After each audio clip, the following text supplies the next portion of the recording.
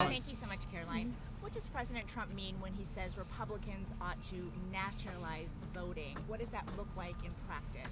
What the president was referring to is the SAVE Act, which is a huge common sense piece of legislation that Republicans have supported, that President Trump is committed to signing into law during his term. And he spoke with the speaker directly about that yesterday, about the need to get that bill on the floor for a vote, because it provides very common sense measures for voting in our country, such as voter ID. I don't think any rational person who's being honest with themselves would disagree with the idea of requiring citizens of this country to present an ID before casting a ballot in a federal election, or frankly in any election. And that's something the president wants to see happen. So that's what he was referring to. But to be clear, he does believe the state should oversee elections. The president believes in the United States Constitution. However, he believes there has obviously been a lot of fraud and irregularities that have taken place in American elections. And again, voter ID is a highly popular and common sense policy that the president wants to pursue, and he wants to pass legislation